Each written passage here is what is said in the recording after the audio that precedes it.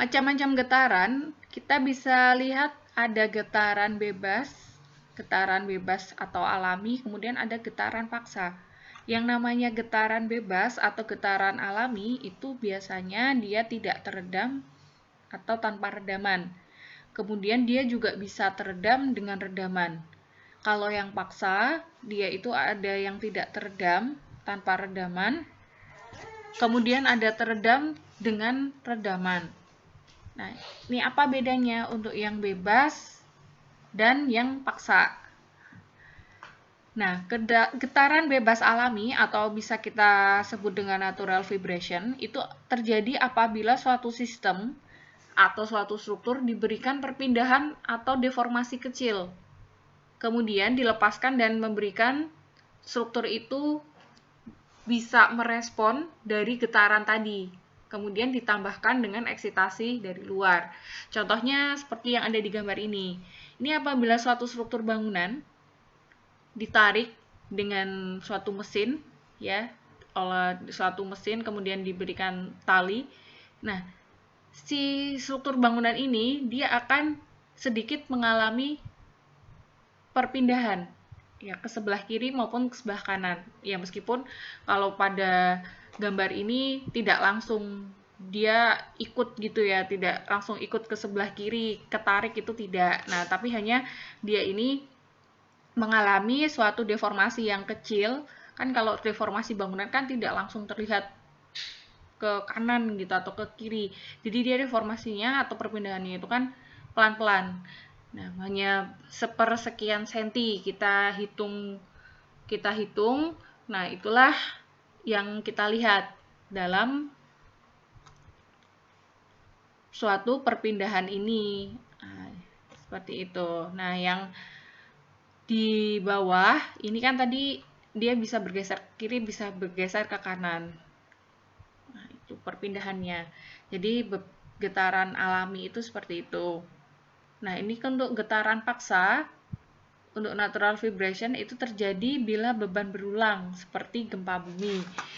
Kalau gempa bumi dia kan memiliki getaran yang sangat berulang-ulang gitu. Jadi makanya dia disebut dengan getaran paksa. Nah, untuk model bangunan geser atau shear building model, itu kan kita kemarin sebenarnya juga sudah membahas ya. Untuk shear building, itu biasanya asumsinya pada bangunan geser itu yang pertama adalah lantai tingkat sebagai diafragma. Jadi dia kaku. Apabila saya berikan sketsa, ya, ini apabila contoh ada suatu portal,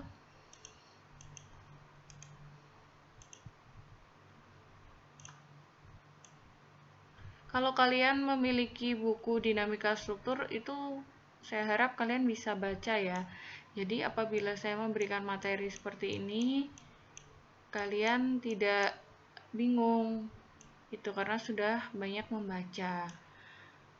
Maaf gambarnya tidak bagus ya, seperti coret-coretan saja ini, cuma simulasi saja karena menggambar di pointer ini agak sedikit susah, tidak semudah ketika di depan papan tulis. Nah, ini apabila ada suatu struktur dia diberikan shear ya, atau dia dimodelkan sebagai shear building, kemudian di lantai tingkatnya ini dia itu kaku tuh.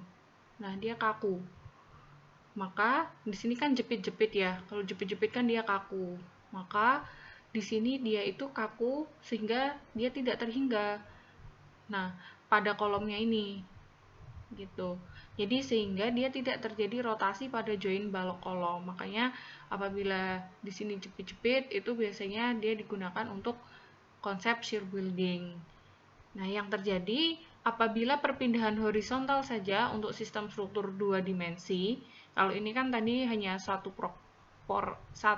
sebuah portal ya saya contohkan. Nah, apabila itu strukturnya itu 2 dimensi, sedangkan untuk struktur 3 dimensi yang terjadi itu 2 translasi yang saling tegak lurus dan 1 rotasi terhadap sumbu vertikalnya. Jadi apabila ada sebuah bangunan 2 dimensi atau 3 dimensi, kalau ini kan tadi hanya sebuah portal ya, kalian bisa membayangkan kemudian itu dia akan terjadi 2 translasi yang saling tegak lurus. Nah, kemudian untuk massa yang tergumpal pada lantai, kemarin kan kita sudah membahas lames ya. Nah, itu lames itu adalah massa yang tergumpal pada lantai. Saya berikan sketsa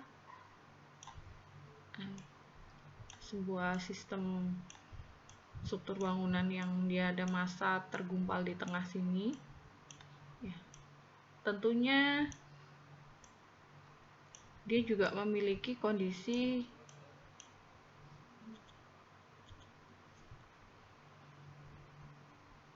jepit.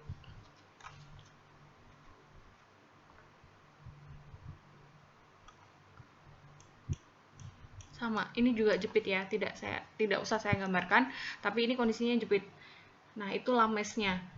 Maka jumlah lantainya itu kita bisa sama dengankan bahwa jumlah lantai sama dengan jumlah massa sama dengan degree of freedom-nya. Di sini ada jumlah lantainya ada 3, berarti dia jumlah massanya 3 dan jumlah degree of freedom-nya itu ada 3. Nah, itu adalah salah satu contoh massa tergumpal pada lantai. Oh iya, untuk buku-buku dinamika struktur kalian juga bisa peroleh di berbagai macam toko-toko buku ya, atau kalian bisa searching juga mengenai pelajaran yang sudah saya sampaikan ini. Jadi kalian wawasannya bisa lebih luas, tidak hanya dari materi perkuliahan saya saja, supaya kalian bisa lebih mengerti gitu. Karena kan ini yang namanya belajar online itu pasti ada kekurangannya ya, penyampaiannya juga kurang maksimal daripada kalau kita ketemu langsung di dalam kelas. Nah, saya harap kita sama-sama bisa belajar dengan baik. Kemudian ini nanti saya akan memberikan tugas yang nanti bisa dilihat di e-learning, dikumpulkan sesuai dengan jadwal e-learningnya. Dan jangan lupa kalau setelah absen itu jangan langsung tidak mengakses e-learning ya. Jadi diakses e-learningnya karena materinya dan kemudian info-info semuanya saya upload di situ. Jadi nanti kalau kalian tidak mengakses e-learning, otomatis akan ketinggalan materi serta ketinggalan info yang saya berikan. Gitu. Pertemuan depan saya akan membahas tentang single degree of freedom.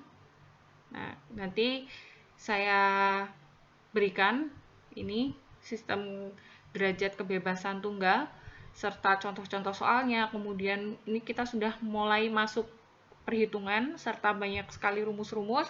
Maka saya harap kalian bisa mengikuti pelajaran saya dengan baik. Ya, selamat sore, selamat beraktivitas kembali, semangat belajarnya. Assalamualaikum warahmatullahi wabarakatuh.